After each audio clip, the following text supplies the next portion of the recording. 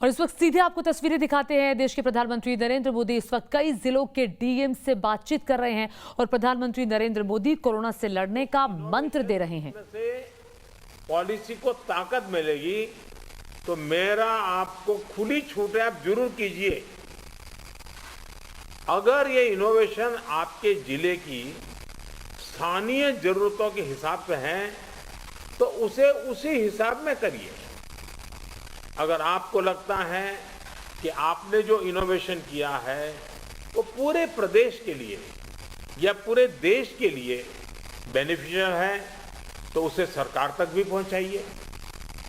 अगर आपको अपने अनुभवों से तेजी से बदलती परिस्थितियों के हिसाब से पॉलिसीज में किसी सुधार की जरूरत लगती है तो उसका भी फीडबैक जरूर पहुंचाइए, बिना संकोच पहुंचाइए।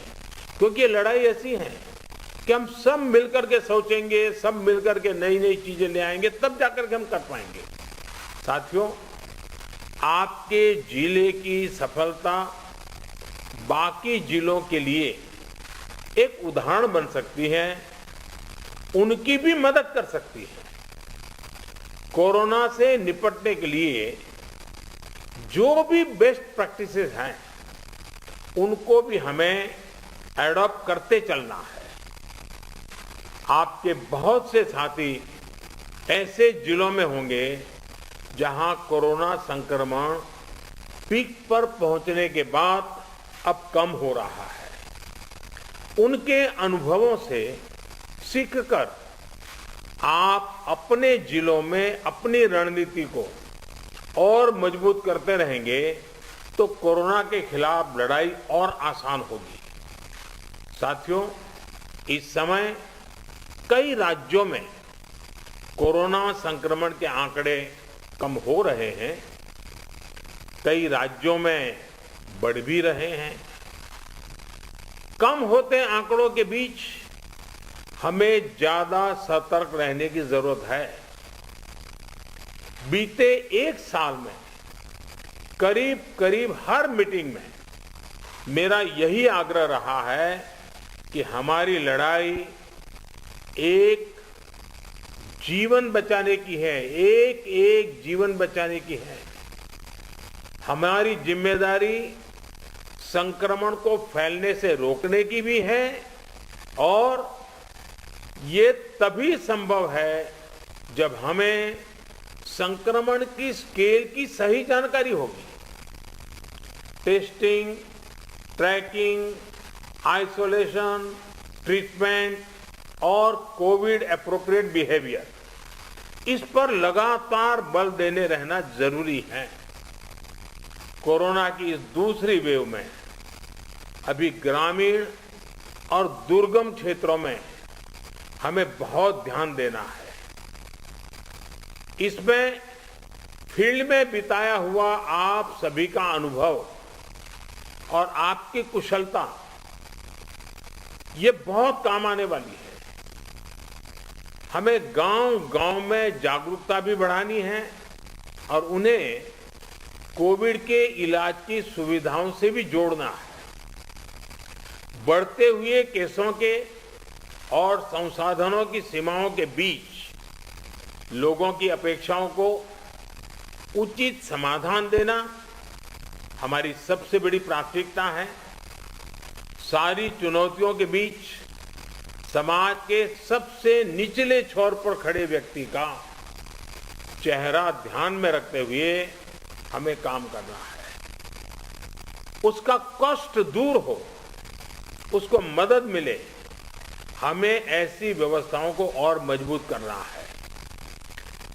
इस बहुत बड़े वर्ग तक जब प्रशासन का एक भी व्यक्ति पहुंचता है तो या उससे संपर्क करता है, उसकी बात सुनता है तो उससे बहुत बड़ा विश्वास जगता है। बीमारी से लड़ने की उसकी ताकत कई गुना बढ़ जाती है। जैसे हम देखते हैं, जब होम आइसोलेशन में रह रहे परिवार के पास प्रशासन के लोग ऑक्सीमीटर लेकर जाते हैं, दवाएं लेकर जाते हैं, तो उसकी खोज खबर लेते हैं तो उस परिवार को संबल मिलता है कि हम अकेले नहीं हैं।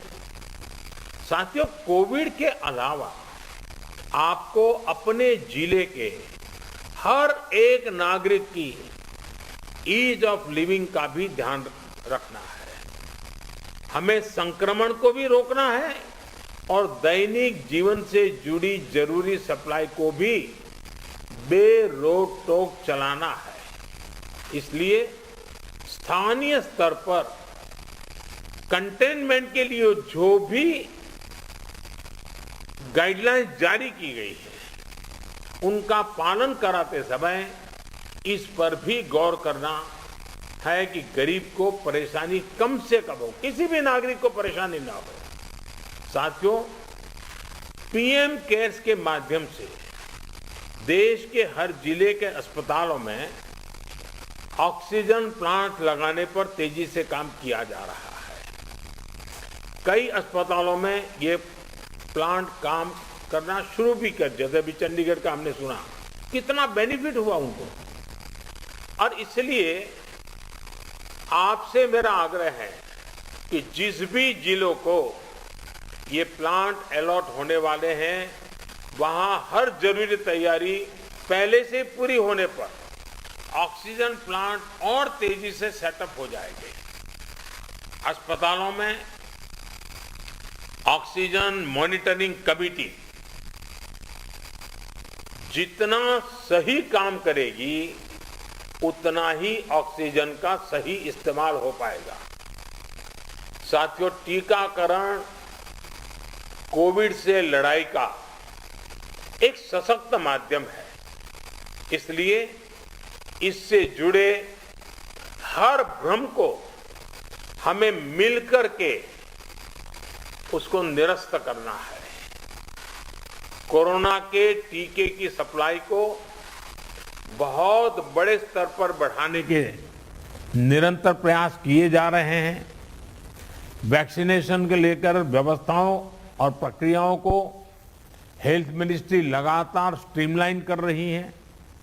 कोशिश ये है कि अगले 15 दिन का शेड्यूल राज्यों को एडवांस में मिल जाए। इससे आपको भी पता रहेगा कि जिले में कितने लोगों के लिए वैक्सीन उपलब्ध होने जा रही है और आपको किस हिसाब से तैयारी करनी है। वैक्सीन वेस्टेज रोकने में जिला स्तर पर सही प्रबंधन की भूमिका के बारे में भी आप अच्छी तरह जानते हैं। आपके सहयोग से वैक्सीन वेस्टेज पूरी तरह रुक सकती है। इतना ही नहीं, ऑप्टिमम यूटिलाइजेशन की दिशा में हम सफलतापूर्वक आगे बढ़ सकते हैं। साथियों, ये समय एक प्रशासक के साथ ही एक ह्यूमन रिसोर्स और लॉजिस्टिक मैनेजर के रूप में भी आपकी भूमिका को टेस्ट कर रहा है। मेडिकल से जुड़ी सप्लाई ही नहीं, बल्कि आपके जिले में दूसरी जरूरी सप्लाई भी पर्याप्त हो, ये बहुत जरूरी है।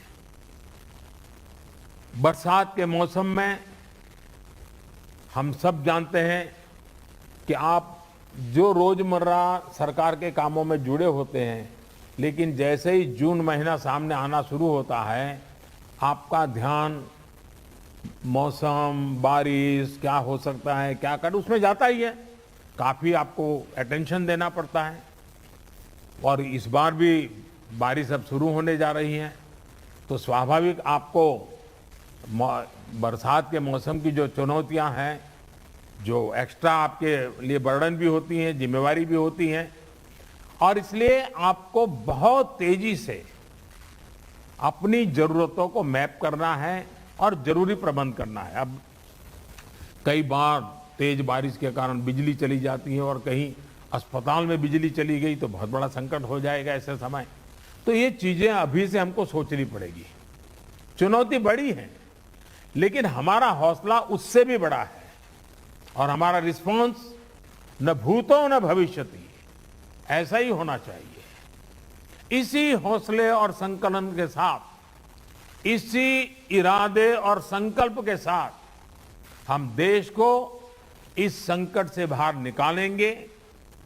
अभी कोरोना के खिलाफ आपको जो अनुभव मिलेंगे वो भविष्य में भी आपके भी और देश के भी बहुत काम आने वाले हैं।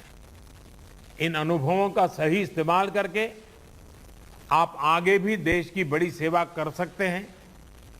मुझे विश्वास है कि आपके सहयोग से, आपके कुशल नेतृत्व से, आपके कुशल प्रबंधन से भारत कोरोना के खिलाफ इस लड़ाई में मजबूती से आगे बढ़ेगा। मुझे खुशी है कि आज सभी जो राज्य इस मीटिंग में हैं उनके सभी माननीय मुख्यमंत्रियों ने भी समय निकाला। जब कार्यक्रम की रचना कर रहे थे तब लग रहा था कि मुख्यमंत्रियों का समय इसमें व्यस्त करने की जरूरत नहीं है, क्योंकि जिले के लोगों से बात करना है वो तो जानते ही थे।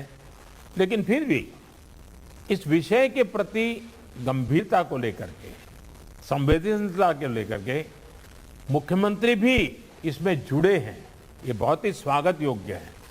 मैं सभी आदरणीय मुख्यमंत्रियों का भी हृदय से आभार व्यक्त करता हूं और मुख्यमंत्री जी के मार्गदर्शन में आपकी जिले की सारी टीमें एक विश्वास के साथ, संकल्प के साथ एक एक गांव को कोरोना से बचाना है, इस मंत्र को लेकर के आप आगे बढ़ें और तेजी से रिकवरी रेट बढ़े, तेजी से पॉजिटिव केसों की संख्या बढ़े, तेजी से टेस्ट ज्यादा हो। इन सभी बातों पर बल देते हुए हम सफलता की दिशा में एक भी प्रयास न छोड़े,